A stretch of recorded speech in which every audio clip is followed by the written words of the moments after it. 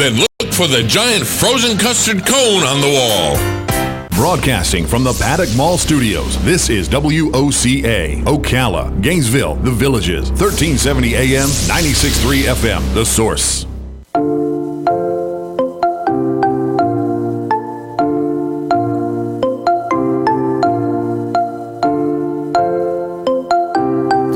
All right, 25 minutes before 10 o'clock. Thank you for tuning in. When I was younger and my son was a child, he's now an adult, so what I'm about to tell you doesn't apply anymore, Robin. But when he was younger and I would prepare food, right? Yeah. Let's see. If I got Kraft macaroni and cheese, he loved it. If I got it like an off-brand, he knew it. And I was thinking, oh, come on, you must have seen the box, right? No, he knew. He could tell. Yeah, sometimes you can. But cornflakes, he couldn't tell. I would buy the off-brand cornflakes, like the store brand, and pour them into a Kellogg's box. There you go. Nobody knew the difference. Sometimes branding makes a big difference, right? It does. Ann Candido is on the phone. She's a thought leader, which is something I keep wanting to be. She's an architect in growing brand consideration, just like I did. I considered the brand. That's right. She worked on the London 2012 Olympic Thank You Mom campaign. That's kind of cool. The Cannes Award-winning Super Bowl campaigns. The, is it Dreft? Smell of Love campaign. The leadership of the Tide Loads of Hope program and the founder of the Go for Two, a brand love building consultancy. Okay, when I know what I read, but I'm messing up on this this intro. The Super Highway of Relevancy is the title of her book, Getting More People to Choose Your Brand More Often Indefinitely. Ann Candido, it's an honor to have you on our show. Good morning.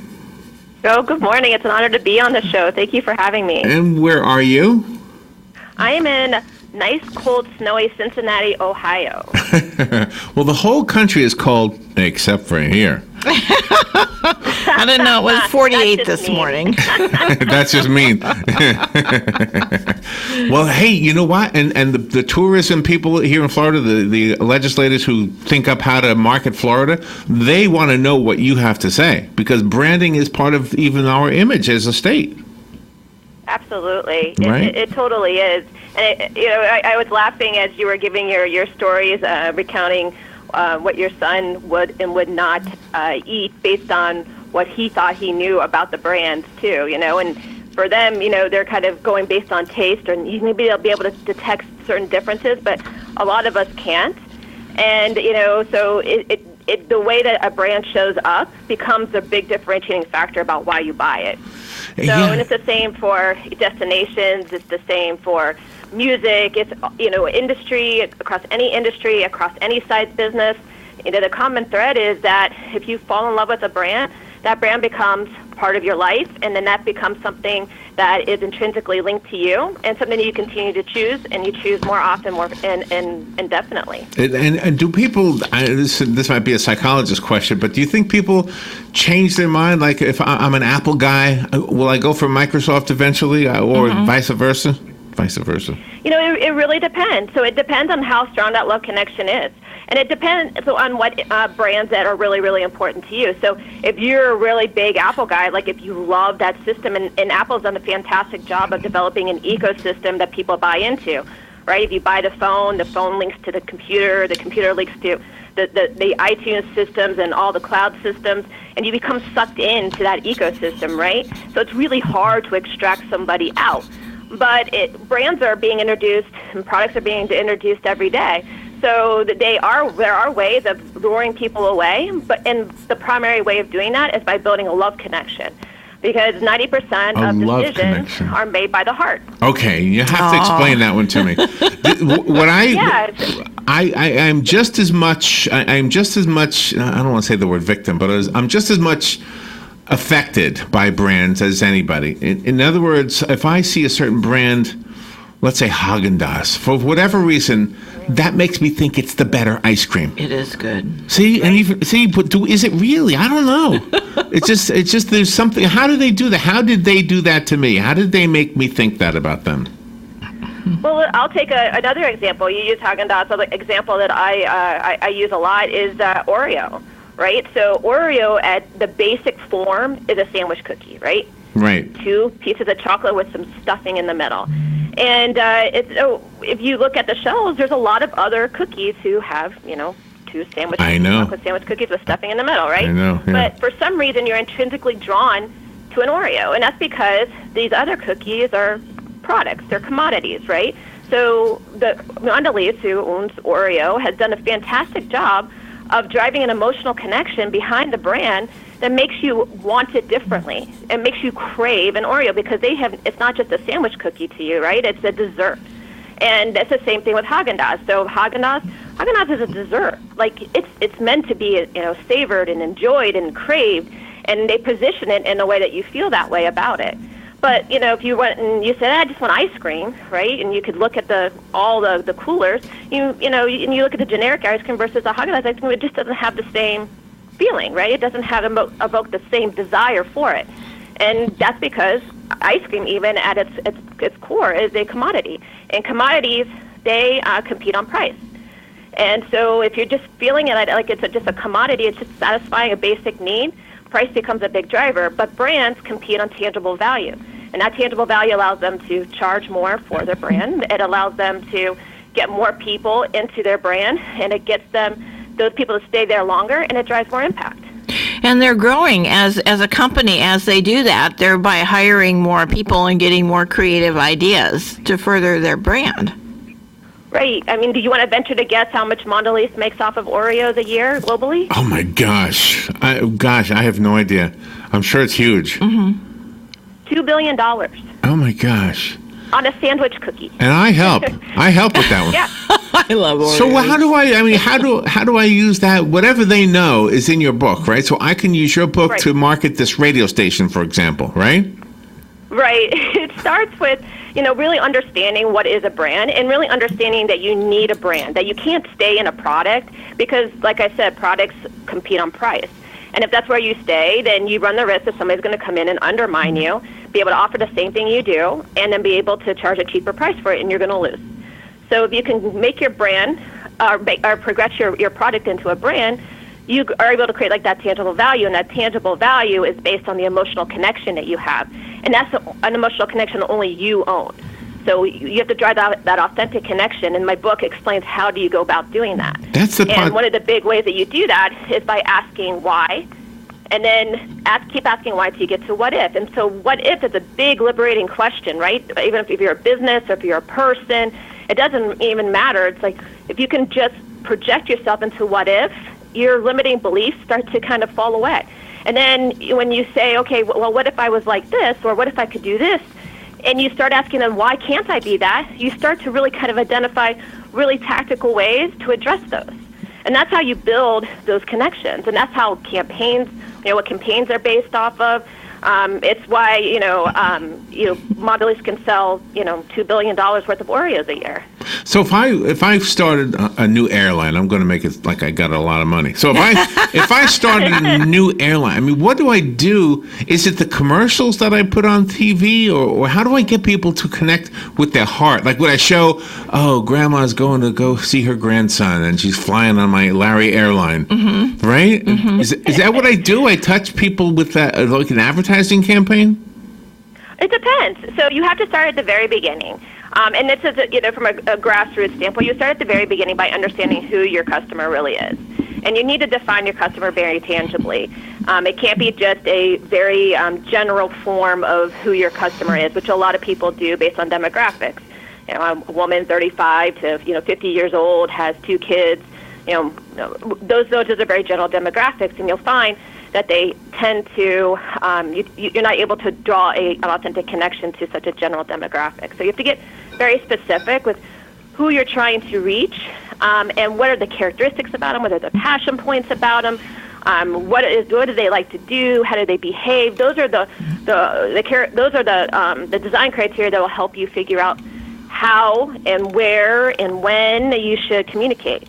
Because what you need to do then is put yourself in your customer's shoes and then build your program based on that, which is a big mistake some businesses make, is that they have something that they've created that they're in love with, and they want somebody to want that. So that's what a lot of the advertising campaigns are. It's like, hey, we have this really cool thing.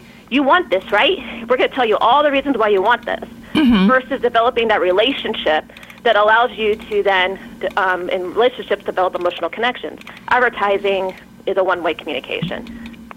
And it seems people are brands too. You talk about sports figures. You do bring up Serena Williams because they're just all of a sudden in the spotlight, and then you've got other businesses clamoring for her to wear their shoes. Use their tennis rackets, use their tennis dresses, things like that. Absolutely. I mean, one I totally admire too is Tony Robbins. You can't deny that, he's a brand, and how he's developed his brand based on emotional connection, and that what that means now, and how he's able to generate all kinds of revenue to make all kinds of impact across multiple different platforms.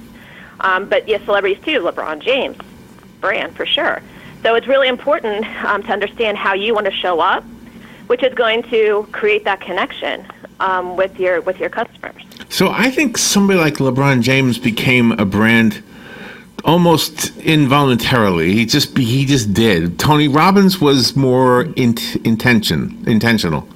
But either way, it works. I mean, whether it's voluntarily or involuntarily, it works, right? Either way.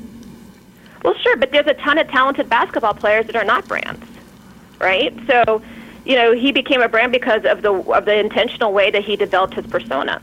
Right. So, but you're right. You either, maybe you're bestowed a talent that allows you to have access that other people don't. But it's what you do with that determines whether or not you're going to be a brand or not. So there's some people think, there's these brand gods who kind of come down and say, you get to be a brand, and because you have a lot of money and a lot of people, you get to be a brand. But that's not really what it's all about. That's interesting. It's the intentional way that people think, and the possibilities that they live into, and the work that they're willing to put into it to make themselves a brand, or to make their businesses a brand. In today's world, is it a little bit easier to use what we have at our disposal? For example, Instagram. I know a lot of people put whatever they do, they're a photographer, let's say, and the only pictures they put on Instagram are photos of houses because that's their brand or whatever. That they want to be known as the house guy or the landscape guy or something like that.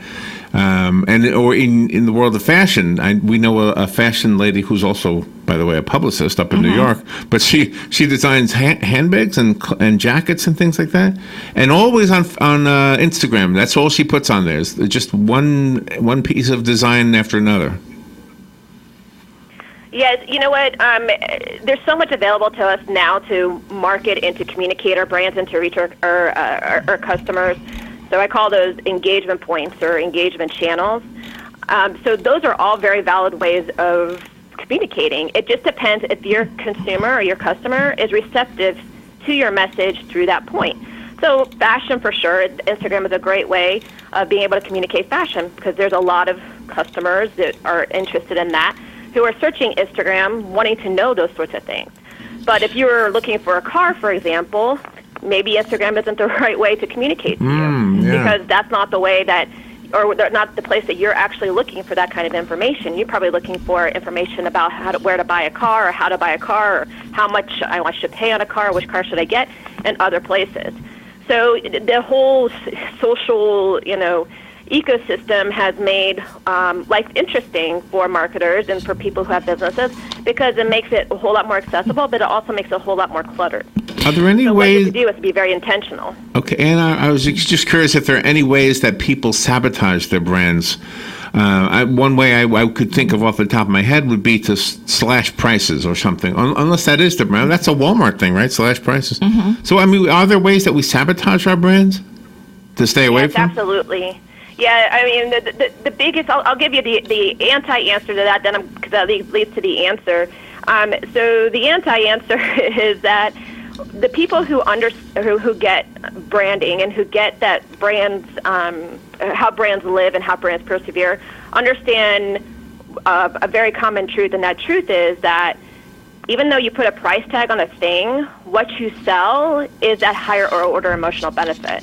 So they know that if they could sell that higher emotional benefit, they are able to sustain themselves. Now, what happens is that's not always easy, right? So people sabotage their brands a lot by giving up or by getting discouraged or by thinking, this is taking way too long. I'm just going to follow somebody else's path. And when you follow somebody else's path, what happens is you, in a sense, turn into a commodity then. So then you're competing on price, and then you go down the price funnel, right? So people sabotage their brands by giving up on themselves, giving up on the process, and not being able then to convert their product into a brand and then being able to sustain that. You also are encouraging businesses to be honest about their product and to really, really hear the responses that they receive from their customers, because sometimes business owners will think their business should go in one direction when it really would be more beneficial to go somewhere else. Yes, that's absolutely right. And that's where the whole fundamental process, my what if ideation process, is based on really hearing it from the voice of your customer, because that's what's going to give you those insights that are going to allow you to connect. And it also allows you and gives you space to explore beyond that, test and learn, figuring out what works, what doesn't work, fail a little bit, which a lot of businesses don't like to do. Failing is really, really scary, right? It costs money, costs time. Yeah, really.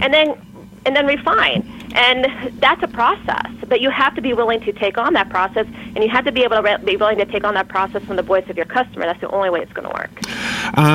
We've been talking a lot about large corporations, and if we could just pare it down to the mom and pop in our own community, the pizza restaurant, or the guy who sells carpets or something, on a corner. But before we do that, let me re-mention our guest. Ann Candido is our guest. Her book is called The Super Highway of Relevancy: Getting More People to Choose Your Brand More Often Indefinitely. All right, so let's talk about the little pizza shop. How do you stand aside? How do you stand out? How do you do that so that everything you just said works on the small scale? Well, it's interesting because it actually works if you're big, you're small, you have a big budget, you have a little budget, you're just starting out, you've been going at it for a while. That's the beauty of the process, is that it gets you wherever you are. So it's just a matter of scale. So if I'm a small mom and pop shop, I'm not thinking necessarily about putting out, on the scale of TV advertisement, for example, but I might be looking at doing something if my customer is very interested in a specific item, and that's something that is something I can uniquely offer them. I might be focused on building an emotional connection around that, so that I'm the only one that they want for that item. And that could be on a smaller scale in an advertisement. It could be an event in the store, for example, where you invite people into the store and you showcase this in a very beautiful way, and you create that connection. It could be local media where you invite folks like yourself, or like the local broadcasting stations, and they get to see this and be part of this experience. So there's lots of ways to just scale it down, but the process is actually the same. So one thing I was going to ask you to talk about is logos, or some kind of a visual thing that instantly tells you that's the Oreo cookie, or that's the Starbucks coffee has a logo, right? Is that important to the small time guy? It is, because it's an identifying mark. So if you look at any brand, they all have an identifying mark, and that's really important because it does signal that it's you, and it's a very easy cognitive way to connect the brand, which then triggers the heart or the emotional connection. Now, what though some people will make the mistake of is that a logo and maybe a few pieces of collateral or a website or something like that is enough to be a brand, and it's not, because you have to develop the emotional, I call it the ethos behind it, that allows that brand to stand on its own. And so a logo is important, but a logo needs to be intrinsically tied to whatever that emotion is. And so you have to build up around it. I found water to be a most interesting product, because you go into any store and you've got like 20 different brands of water, and people gravitate toward one brand or the other, and it's essentially just water. Yeah, that's right. Yeah, it is. That was a fascinating one. I mean, you could get it for free out of a tap, right? But companies have gotten so sophisticated that they're able to put it in a bottle, put some electrolytes in it, conventionalize it around a lifestyle that you might want to have, and call it smart water. And you can charge a significant amount of money, and people are going to buy that. And right? So you take, in essence, what is a commodity again, translating that commodity into a brand, driving love behind that brand based on the process of making those connections, and you can make money. And lifestyle is the key factor here. Exactly. And that's really what consumers and customers are really craving, whether it's a direct-to-consumer or it's a direct-to, if you happen to be a business-to-business and you're going to somebody in between, it's all the same, is that those connections give you something in life that pays it off. It pays it off in some element that makes life better, that makes it valuable. The book just came out a couple of days ago. I'm looking at Amazon. It says November 9th is when it came out. Brand new book. It's called The Super Highway of Relevancy, Getting More People to Choose Your Brand More Often Indefinitely. And our guest, Ann Candido, is the author of the book. And in the book, she gives us all some good coaching advice as far as fortifying our brand. So let's say talk about the name of the company or like, for example, who came to mind? Penn and Teller. They're a brand of magic, right? Mm-hmm. And I know they use an ampersand that kind of as their logo, which is kind of cool. Just an ampersand, and it's Penn and Teller, right? So, but they wouldn't change their name. Does changing your name sometimes come into consideration? Changing your name in the context of like changing the brand mark or changing... Yeah, the name, like, I don't know. I'm trying to think of an example. Like, should Walmart change their name to... WM. Yeah. The WM. Yeah, Kentucky Fried Chicken became KFC. Yeah. That's interesting. And, there's a lot of conversation in branding and brand industry about whether or not that's a good idea or not. And because there's a risk associated with that, right? Because the familiarity people have then gets lost to some extent. Now, some people will travel along with you, and you're going to lose some people. But the opportunity for getting a new customer may be worth it. So a lot of times when I'm seeing brands like that change their names, it's because they feel like they've outgrown whatever customer that they have, and they need to get a new customer. Mm-hmm. And if that customer is not relating to that ethos or that way that they've developed that emotional connection, they have to develop a new connection point. Now, again, do you have to alienate one in order to get the other? Not necessarily, but sometimes the choice is made that's a more profitable choice or a bigger growth opportunity choice, or it's just evolving the brand into something that's a little bit more modern. And so that can have some good revenue payoff. It also could have a lot of pain associated with the transition. Well, you have done in 25 minutes what Tony Robbins is known for doing. You've stimulated and motivated all of us. And let's see, I found the book on Amazon. Do you have a website you'd like to recommend? Yes, so my website's anncandido.com, so very easy. You can find me there. I'm happy to connect with anybody who's looking to understand this a little bit more and needs a guide. And that's what I do. Very good. Very good. I think you got us all pumped up. We're all going to do something to have better relationships with our customers. And thank you for being on the show with us today. Thank you so much for having me. Have a fantastic day. Thank you. We'll be right back.